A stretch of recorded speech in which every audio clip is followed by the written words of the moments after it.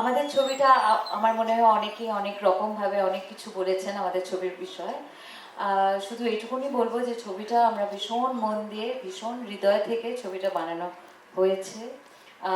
আশা করছি সবাইকার খুব ভালো লাগবে, কারণ এটা একটা মিউজিক্যাল থ্রিলার, যেটা অরিন্দম দা অনেকবার বলেছেন। এবং জিৎ এত এত এত ট্যালেন্টেড একজন মানুষ, যে we are so proud of him. এত ছবি যতগুলো আমার আমার মানে একদম স্টার্টিং ইয়ার্সে যতগুলো সিনেমা করেছি, সব পপুলার ট্র্যাকস সব কটাই জিতের কম্পোজিশন। তো তাই জন্য, এবং সেখান থেকে এখন অ্যাবসলিউটলি কমপ্লিট 365 ডিগ্রিজ অপোজিট স্বার্থপর। এবং এখন মিতিন একটি খুনির সন্ধানে এত অ্যাবসলিউট ফ্যান্টাস্টিক ভ্যারাইটি, সেটাই আমার মনে হয় একজন শিল্পীর সব থেকে বড় সৃষ্টি, যে ভ্যারাইটিটা উনি আমাদের সবাইকার কাছে প্রেজেন্ট করেছেন। ছবিটা 25শে ডিসেম্বর রিলিজ করতে চলেছে। আপনারা নিশ্চয়ই জানেন, কিছুদিন আগে আমি হেরিটেজে এসেছিলাম, তার মধ্যে অনেক মিতিন সম্পর্কে কথা হয়েছে। আপনারা নিশ্চয়ই জানেন যে মিতিন সুচিত্রা ভট্টাচার্যর অসম্ভব সুন্দর একটা ক্রিয়েশন।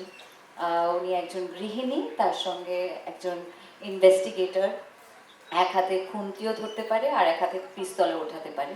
সেরকম একটা অসম্ভব বিউটিফুল ডাইনামিক্স আছে পার্সোনালিটির মধ্যে।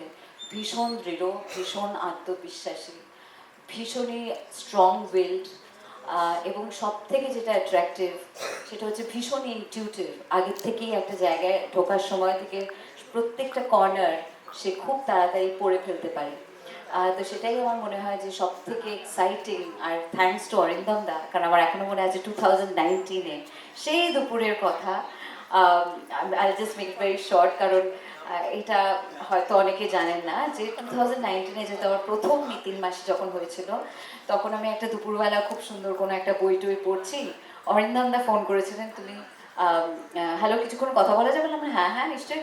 আমি ভাবলাম নিশ্চয়ই অরিন্দমদার কোনো সিনেমা রিলিজ করতে চলেছে, তার কোনো প্রিমিয়ারের ইনভিটেশন পাচ্ছি, এরকম কিছু একটা ব্যাপার। তারপরে অরিন্দমদা আমাকে বললেন যে আমরা মিতিন মাসি করছি, তুমি কি করবে? আর আমি লাফিয়ে একেবারে, কারণ এটা হচ্ছে it's a dream role, it's such an inspiring role, it's such a motivational role, যে আমার মনে হয় প্রত্যেকেই মানে চার্জ আপ হয়ে যাবে। আর এক শিল্পী হিসেবে নিশ্চয়ই আমি অবভিয়াসলি আমার ইচ্ছে আর সবসময় একটা খিদে থাকে নতুন গল্প করার, নতুন ক্যারেক্টার করা, নতুন ক্যারেক্টার এক্সপ্লোর করার। তো সেখান থেকে অরিন্দম দা যখন বলেছিলেন তখন ভীষণ এক্সাইটেড হয়েছিলাম।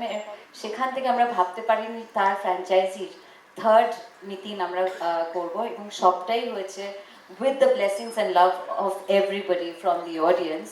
বিকজ প্রথম ছবি যখন করেছিলাম তখন মিতিন মাসি করেছিলাম, ওয়ান অ্যান্ড অনলি, কিন্তু তারপরে সেকেন্ড অ্যান্ড থার্ড হয়েছে, কারণ all because of the success of Mitin মাসি। তাই জন্য please keep the blessings coming, please keep the love showering, কারণ উই নিড অল দ্য আশীর্বাদ।